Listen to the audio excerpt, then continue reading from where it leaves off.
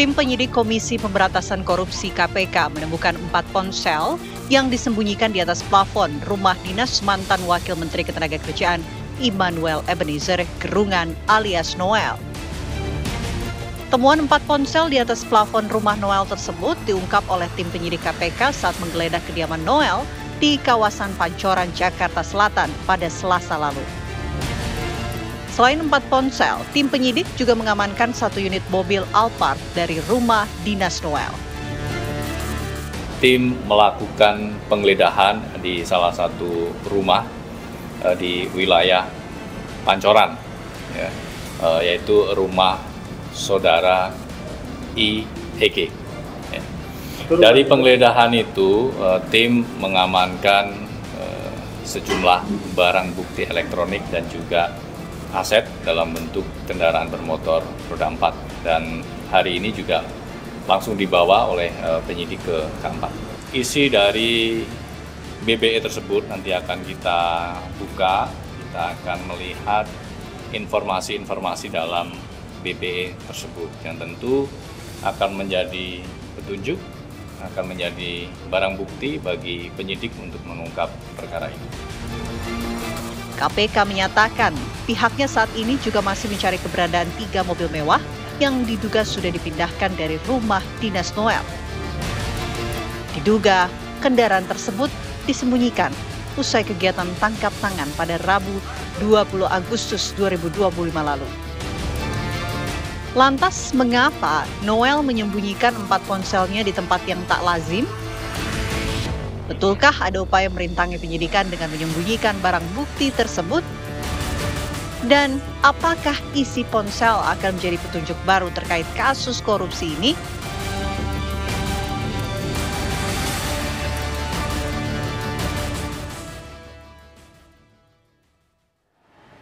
Ya, pemirsa, tim penyidik KPK ini menemukan 4 telepon genggam di atas plafon rumah dinas dari mantan Wamenaker Immanuel Ebenezer dan juga 1 mobil Alphard. Dan KPK ini juga masih menelusuri keberadaan 3 mobil mewah lainnya yang sudah dipindahkan diduga ini dari rumah dinas tersebut. Nah, kemudian yang menjadi pertanyaan, mengapa ponsel-ponsel ini disembunyikan di plafon? Apakah ini termasuk dalam upaya merintangi penyidikan atau ingin menghilangkan barang bukti, dan apakah ponsel ini juga bisa menjadi petunjuk baru untuk mengungkap kasus korupsi ini? Kita akan membahasnya malam hari ini dengan sejumlah narasumber yang sudah hadir di Apa Kabar Indonesia Malam. Ada PLT Ketum Jokman nih, Mas Andi Aswan. Selamat malam, Mas Andi. Malam, sehat ya, Mas? Sehat. Ya. Terima kasih sudah hadir malam hari ini. Semangat, harus semangat. Dan juga bergabung bersama kita malam hari ini ada Bu Yenti Ganarsi, ahli hukum tindak pidana pencucian uang. Bu Yenti, apa kabar? Baik, sehat ya Bu, terima kasih sudah hadir. Dan juga bergabung bersama kita tentunya ada mantan penyidik KPK, ada Mas Yudi Purnomo Harahap. Mas Yudi, apa kabar? Alhamdulillah baik. Alhamdulillah. Bahkan juga baik kan? Baik dong. Mas Andi, ini tempat menyembunyikan ponselnya nggak lazim nih di atas plafon loh, Mas. Kenapa kemudian disembunyikan di atas plafon kira-kira, Mas Andi? Ya mungkin panik ya, mungkin panik kali ya, kan akan digeledah rumah itu, mungkin orang-orang di situ ya udah mungkin nggak tahu apa ada pesanan atau memang secara spontan udah nggak ada tempat lain ya dilempar aja, mungkin ditaruh di sana kan tempat itu. Ya berpikir kan bahwa KPK tidak akan melihatlah ke sana kan. Kalau kita namanya digeledah ya mungkin dari Mas Yudi nanti akan menerangkan lebih lanjut. Pasti kan semuanya juga mungkin dinding pun akan diketok-ketok juga kan. Apakah ada ruangan di dalam itu atau tidak kan begitu. Ya yang jelas adalah ya kalau kita bicara seperti ini artinya memang mens reanya ada gitu loh. Ya. Artinya memang ini ada satu perbuatan apalagi yang memang ya disengaja menurut saya kayak begitu. Kalau misalnya itu ya nggak usah diumpetin aja, taruh aja di situ kan, di tempatnya misalnya kan. Apalagi ada 3 mobil mewah itu hilang, nah itu luar biasa buat saya, itu jadi pukulan juga buat kita nih sebagai teman juga ya. Artinya ya mohon maaf ya, saya sendiri juga kaget juga dikatakan mobilnya mewah itu sampai 3 dilarikan. Kalau tadi Alphard itu saya tahu, emang itu sering dipakai untuk itu. Tapi yang 3 itu kan jarang memang itu.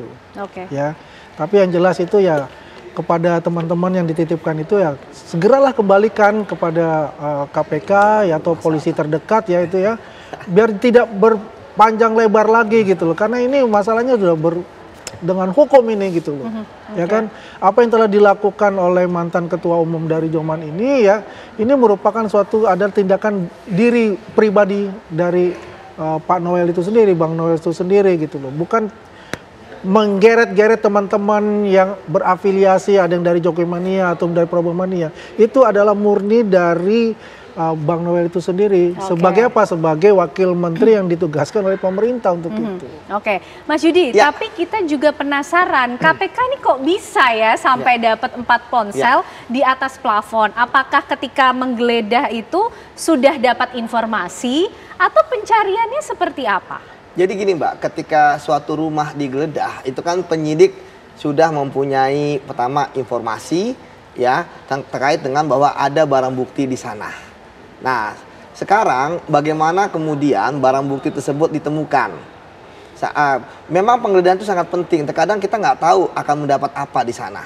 Kadang-kadang ada rumah kosong, ternyata uangnya miliaran ditemukan. Nah, tapi tekniknya pasti sama, Mbak. Kita udah diajarin tekniknya dari kanan dulu nyisir, ya kan, ruangan ke ruangan, di AC atas AC, di plafon, gitu naik. Sampai sedetail itu ya, Mas sampai Yudi? ke basement. Bisa jadi ya KPK ketika kemarin menangkap Bang Noel, bisa jadi mereka tidak menemukan handphone misalnya, sehingga harus mencari di jangan masih di rumahnya. Itu yang pertama. Kemudian yang kedua, bisa jadi hanya ada satu, tetapi KPK sudah punya informasi Bang Noel ini punya banyak handphone. Nah, sehingga ketika sudah menggeledah itu jadi prioritas. Jadi saya bisa memahami suasana kebatinan saat itu bahwa salah satu tujuannya ya selain mencari aset ya kayak Alphard kan dapat, tapi 3 nggak dapat. Betul. KPK ya terhadap mobil yang hilang aja bisa tahu merek-mereknya apa. Oke, berarti KPK saat ini sudah mengantongi sudah mungkin mengantongi, ya Mas Yudi? termasuk handphone ini. Nah, kenapa KPK membutuhkan handphone, Mbak? Saat ini alat komunikasi yang dekat dengan manusia adalah handphone. Disitulah jejak digital ya terkait dengan komunikasi, terkait dengan aktivitas ada di sana. Dan ketika saya melihat bahwa handphone ini ditaruh di plafon, maka kemungkinan yang meletakkan di sana terburu-buru. Kalau terburu-buru artinya kemungkinan dia tidak bisa melakukan apapun terkait dengan handphone tersebut. Misalnya tidak tahu password. Ya. Kemudian yang kedua, bisa juga bahwa karena tidak tahu apa-apa, ini yang menjadi keuntungan bahwa KPK bisa memastikan bahwa informasi itu masih utuh ya kan di handphone tersebut. Mbak, ya orang punya 2 nomor aja kita udah curiga gitu kan. 1 buat apa nih? Ini sampai 4. Ya belum tahu, bisa jadi udah ada 1 yang sempat diamankan ya, karena yang pegang-pegang. Nah, kemudian tentu ya KPK nanti ya akan ada namanya unit digital forensik ya, yang akan kemudian ya menganalisis ya apa aja isi dari handphone tersebut. Karena kenapa penting? Karena bisa jadi, saya selalu mengatakan dari kasus Bang Noel ini kita belajar bahwa kasus ini bukan hanya OTT. KPK sekarang sudah ke tahap selanjutnya, yaitu pengembangan. Makanya saya melihat ya ketika Bang Noel itu keluar minta amnesti, bagi saya itu adalah tanda bendera putih. Ya bahwa dia sudah mengakui perbuatannya. Tapi apakah kemudian hanya sampai minta amnesti? Harusnya menjadi justice kolaborator bagi saya untuk membongkar. Karena gini Mbak, andaikan saat itu KPK ya 1 kali 24 jam mobil-mobil yang lainnya itu KPK sudah ketahui hasil kejahatan pasti sudah dibawa pada malam itu. Tapi kan malam itu bawa Ducati dari rumah anaknya, ya kan? Kemudian membawa Bang Noel, ya kan? Kemudian ada informasi 3M. Artinya bisa jadi ya KPK berharap dengan ditemukannya 4 handphone ini masih banyak lagi yang bisa digali. Ada percakapan-percakapan dan bisa jadi dengan KPK berhasil menemukan handphone ini banyak orang yang tidurnya tidak nyenyak. Sebelum ke situ Mas Yudi, kita pengen tahu dari Bu Yenti. Bu Yenti, kalau melihat perjalanan dari kasus yang menyeret mantan Wamenaker, ini kita bisa membaca adanya modus TPPU juga Bu di situ? Iya, sudah terjadi malah ya. Apalagi OTT kemarin itu untuk IBM itu ya. Kalau menurut saya, kalau dari media kan Pak Noel ini kan ditangkapnya tengah malam. Setelah itu, jadi ini bukan OTT dong, itu ditangkap saja karena ada pengembangan dari OTT itu. Jadi ini juga maaf ya KPK ya, karena tangkap tangan itu kan di KUHP kan tertangkap basah, gitu. Artinya pada saat melakukan itu ya, menerima suap itu ya, menerima suap. Kemudian dikembangkan dan tadi dikatakan bahwa setiap OTT itu pasti sadapan setelah salah dumas ya, pengaduan masyarakat kan ini kemudian sadapan, kemudian sudah ada angka 2019 bahkan sejak 2019 terus menerima 3M Desember. Yang 3M Desember itu kan udah TPPU semua. Ducati itu TPPU. Ducati itu dari IBM yang dia merasa inilah pemerasannya kan yang menurut media juga bahwa minta Ducati lah intinya. Terus dia pergi beli. Nah, IBM ini belinya pakai uang apa? Kalau udah 2019 pasti beli Ducatinya pakai uang hasil kejahatan, harus dicari ya kalau ada buktinya. Kemudian gini, saya agak bingung ya. Saya itu mempelajari cyber laundering juga ya. Cybernya. Saya itu beberapa kali ke cyber dan ke Bareskrim ya, divisi siber juga. Itu yang namanya lapor bahwa ada penipuan nomornya sekian. Saya berpikir bahwa Pak Noel itu nomornya sudah ada dong di sadapan, bahwa harusnya KPK udah tahu Pak Noel itu punya berapa nomor. Itu kalau mencari HP-nya itu nggak usah dicari gini-gini, nggak usah. Tinggal dideteksi saja ya Bu. Dari KPK saja sudah tahu letaknya di sekitar sini. Harusnya ada itu. Saya nggak tahu kenapa KPK sekonvensional itu sampai dicari-cari berapa hari kemudian gitu. Kayaknya nggak gitu deh. Karena kita tahu, oh ya posisinya di sini.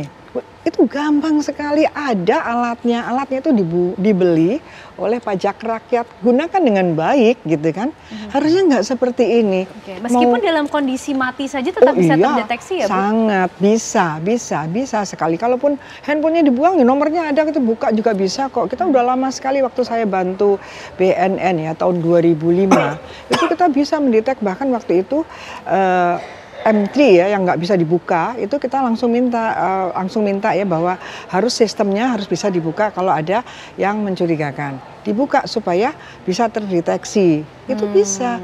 Jadi gini, saya kebetulan tahu dan saya juga mempelajari. Jadi kita beritahukan pada masyarakat sebetulnya kalau penegak hukum ini benar-benar profesional, nggak ada lah nyari-nyari yang gitu berapa hari kemudian baru tahu di atas itu. Jadi di situ aja kalau datang itu ya jangan hanya cari barang-barang yang ada, pakai alat yang ada akan tahu bahwa itu ada di rumahnya.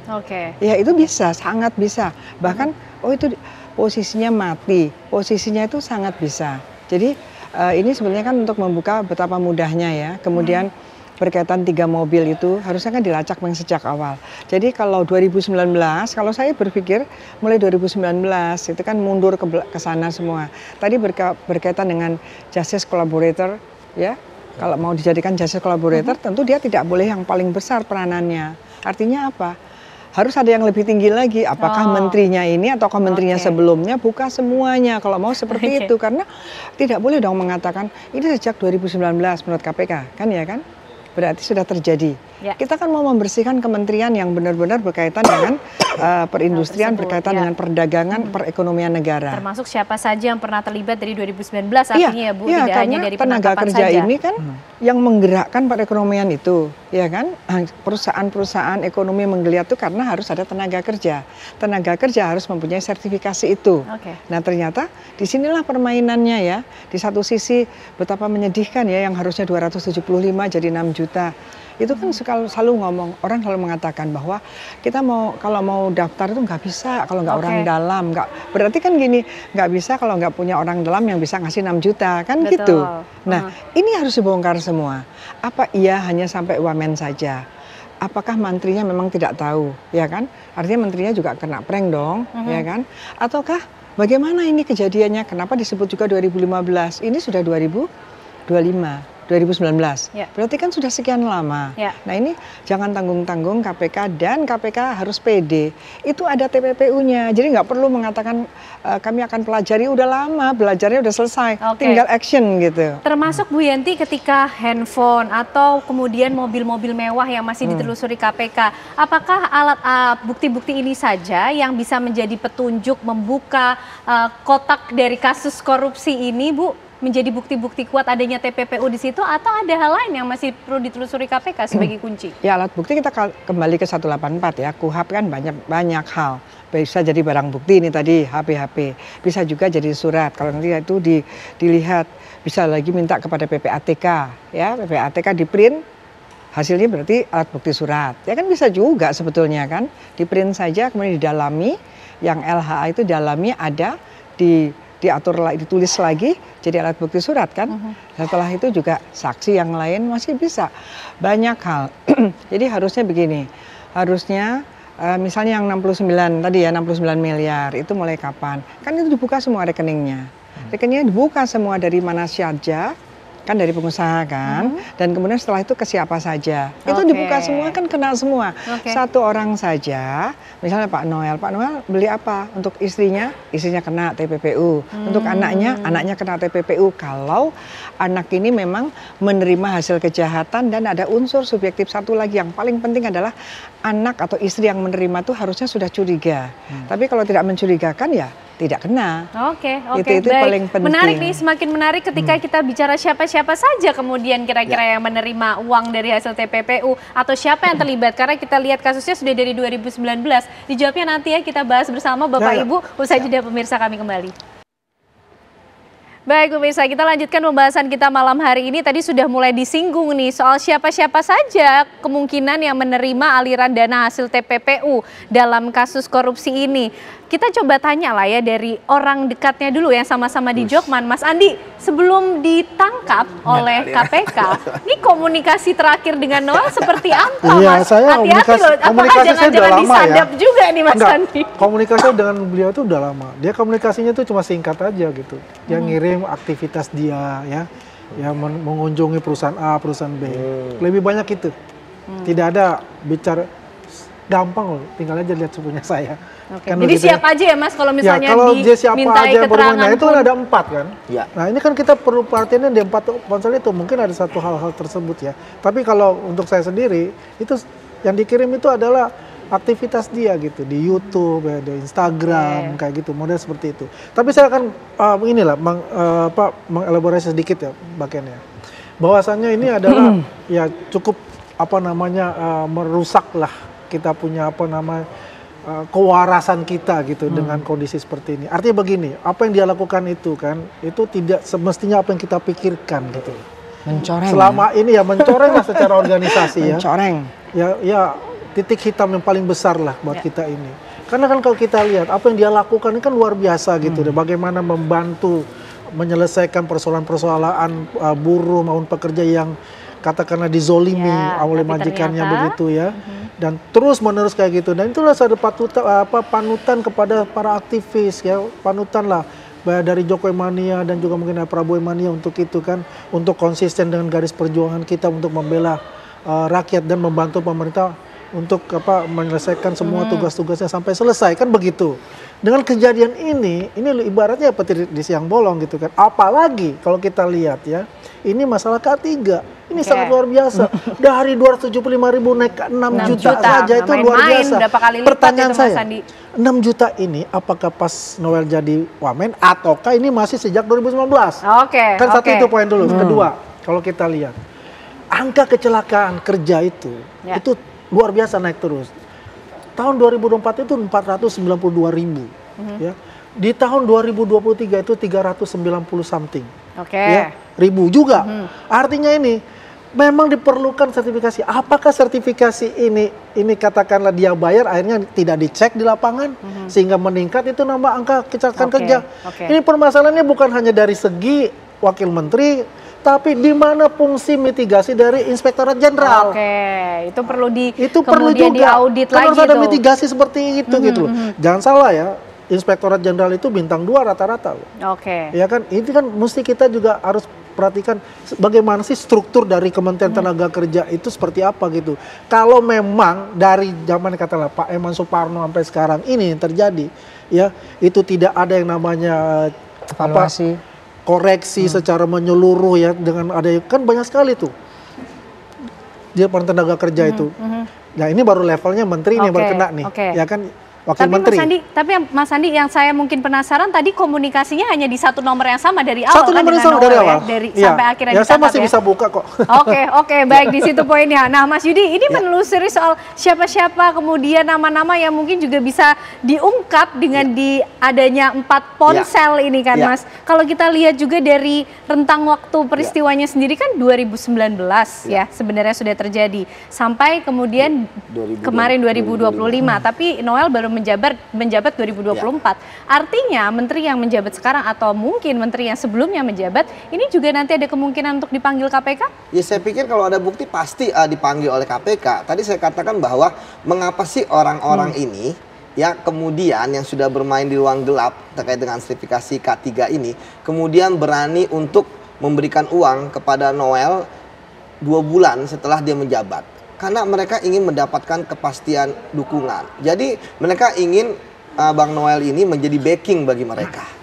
Kalau masalah teknis bagaimana memeras, bagaimana istilahnya mereka menggunakan rekening-rekening yang bukan rekening mereka ya kan mereka pakai rekening orang lain yang nggak kedetek gitu kan untuk menampung dan sebagainya, itulah mereka, tugas mereka itu. Tetapi tugas dari orang-orang di atasan mereka yang mereka berikan uang, ya ada direktur, ada dirjen, itu adalah memastikan mereka aman, ya koordinator ini si Bobby ini aman, ya dalam menjalankan tugasnya. Makanya kan uang dia kan sekitar 69 miliar yang ke dia, tapi saya yakin itu pasti akan mengalir kemana-mana. Nah kalau suasana kebatinan Bang Noel ya, analisis saya ya, dia kan wamen.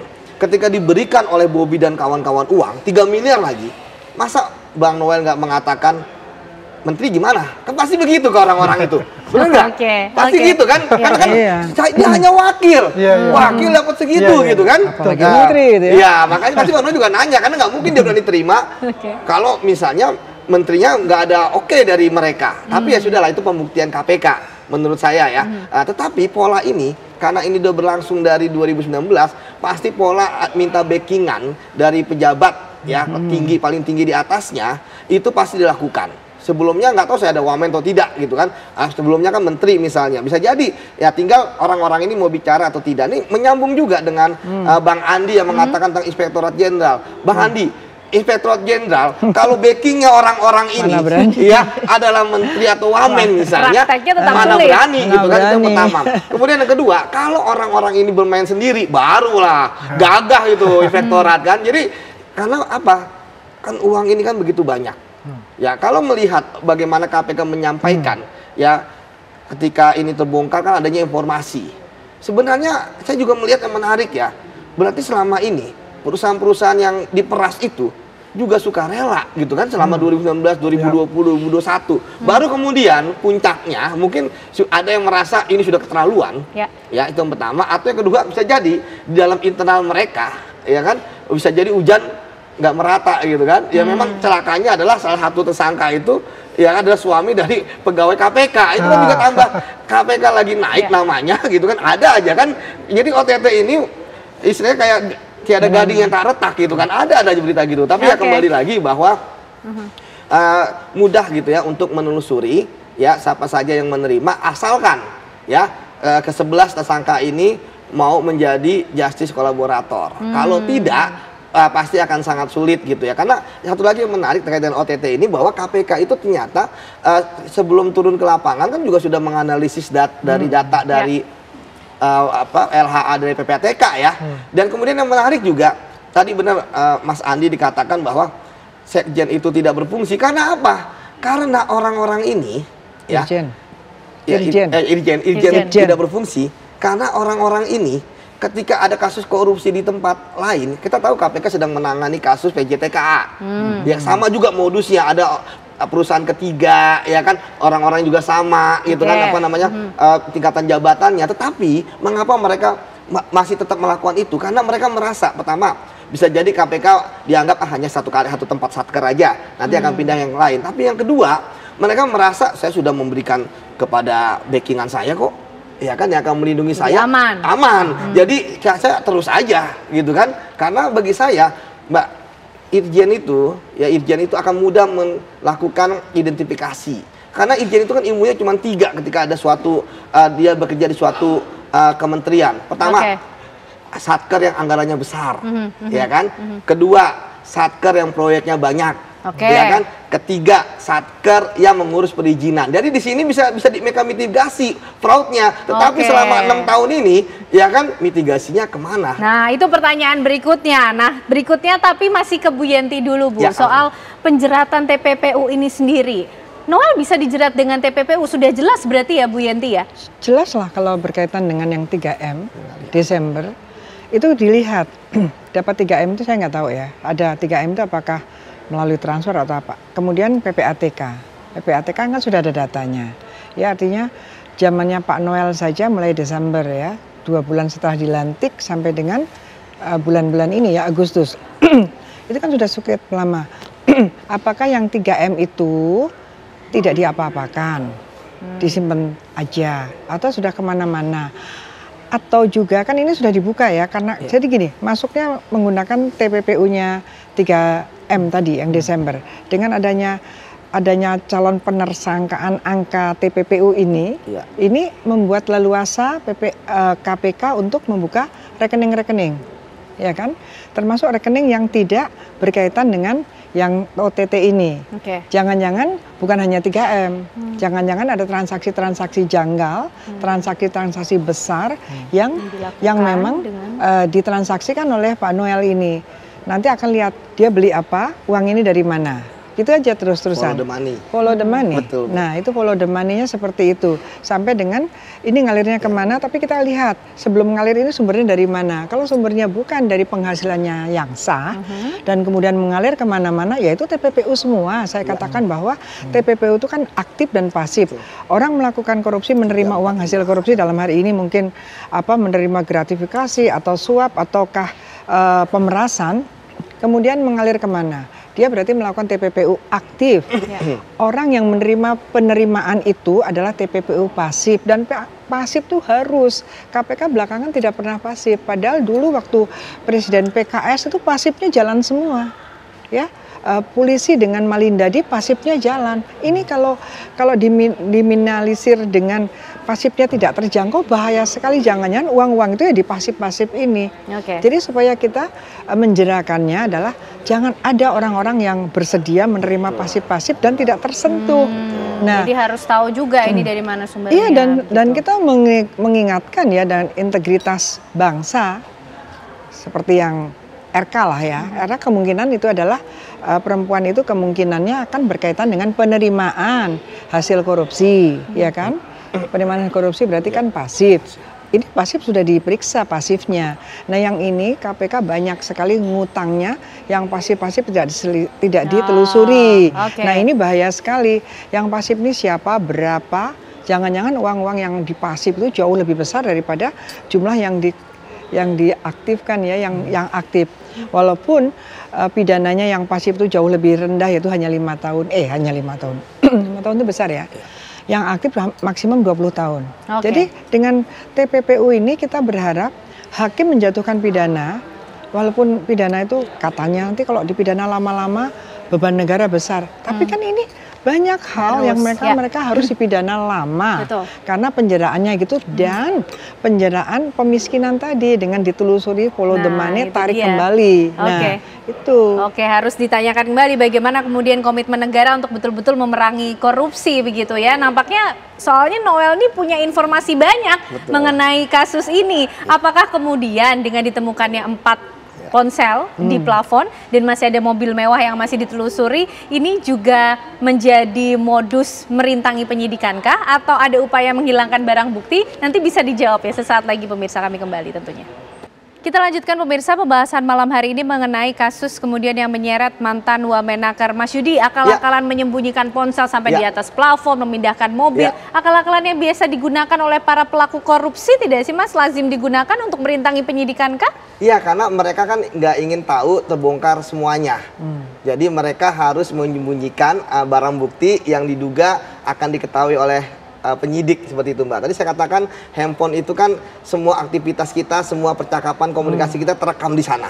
Kita kemana aja ada di sana. Kita bicara dengan siapa ada di sana. Itulah sebabnya ini adalah kunci Mbak. ini adalah barang bukti yang bisa membuka kotak Pandora. Itu sebabnya maka saya yakin bahwa 4 barang bukti ini itu nanti akan ditanyakan ke Bang Noel. Saya harap Bang Noel ya kooperatif mau membuka misalnya passwordnya lah, ya kan? Walaupun ya nanti tim digital forensik KPK ya bisa juga gitu ya. Tapi dengan mau memberikan password, setidaknya itu ada tanda bahwa Bang Noel sekarang udah kooperatif seperti itu. Karena bagi saya sekarang Bang Noel itu bagi saya ya itu sebenarnya bukan pelaku utama ya, karena jabatan dia hanya wamen gitu kan, itu yang pertama. Jadi ya kan? Wamen itu tinggi tahu. Dicurigai ada aktor lebih besar lagi di balik ini. Bu, menteri misalnya kan, sekjen gitu kan. Masih ada potensi ke sana. Masih ada potensi. Jadi saya berharap KPK mendapatkan bukti-bukti untuk membuka kasus ini ke atas, ke samping kanan, samping kiri, dan ke bawah. Karena kan 3 pelaku korupsi itu kan, pertama adalah intellectual leader yang punya kewenangan tinggi, yang kedua adalah koordinator, dan yang terakhir itu adalah eksekutor. Eksekutor ini juga saya pikir ada 8 orang ini kan belum semuanya ketangkep. PT aja baru 2 orang 1 PT loh. Bisa jadi ada PT-PT lain. Kan ada puluhan PT. Iya kan, yang PT ini juga harus dibongkar, Mbak. Jangan-jangan ratusan PT ini pemiliknya cuma 3 atau 4 orang. Nah, ya kan? Nah, ini juga menarik gitu kan, bahwa mereka adalah perusahaan-perusahaan bendera-bendera yang hanya dipinjam untuk kemudian memeras orang-orang yang mengurus ya terkait dengan K3 atau sertifikasi. Begitu. Jadi diharapkan nanti Bang Noelnya juga kooperatif untuk memberikan informasi-informasi tersebut, begitu ya Bang Mas Yudi. Terima kasih informasinya, kebersamaannya malam hari ini harus beranjak ke agenda berikutnya ya Mas Yudi ya. Oke, kita lanjutkan tapi pembahasan kita malam hari ini. Bu Yenti, bicara lagi soal TPPU Bu Yenti. Ini bagaimana kemudian handphone tersebut yang disembunyikan? Ada 4, informasinya sepertinya begitu penting Bu Yenti di situ, termasuk mobil-mobilnya gitu. Data dari, kalau saya berpikir ya, yang namanya penyadapan itu kan memang dari komunikasi dari handphone ya. Itu pasti itu dari situ. Selain tadinya kan pengaduan masyarakat, hanya Dumas pengaduan masyarakat, kemudian KPK bergerak. Karena KPK kan boleh menyadap dan sebagainya, kita berikan itu kemudian sehingga tahu kan kapan mau diberikan, itu kan datanya pasti dari handphone. Ya bahwa ini akan penyerahan di sana, yang bukan tengah malam, yang bukan Pak Noelnya itu. Ya itu jadi itu saya kira secara teknis itu sebetulnya tidak perlu dibahas lagi deh. Itu silahkan KPK dengan perangkat yang ada dan profesionalitasnya silahkan itu dibuka semua.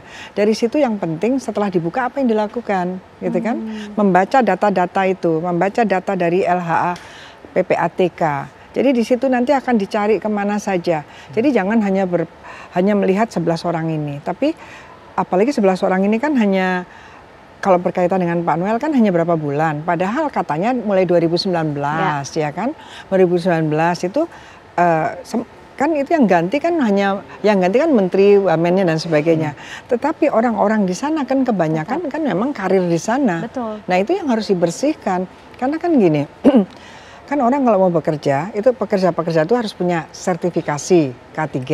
Nah untuk dapat sertifikasi itu kan perlu tanda tangan gitu ya. Nah itu kan yang katanya tidak ditandatangani lah, beginilah, tidak dapat sertifikasi lah kan seperti itu, sehingga pekerja-pekerja itu kan pada akhirnya mau 6 juta atau sebelumnya entah berapa gitu yang harusnya 275 itu ya yang kita prihatinkan gitu ya, yang apalagi sekarang ya sedang demo mereka ya, kan sedih sekali mereka mau mencari pekerjaan sementara di atas ini orang-orang yang sebetulnya punya kewenangan, sebetulnya juga punya tugas besar yaitu mengawasi malah terlibat. Nah sekarang kalau sudah sampai ke wamen yang sekarang ini menurut saya sih terlibat nggak terlibat, menteri itu harus diperiksa.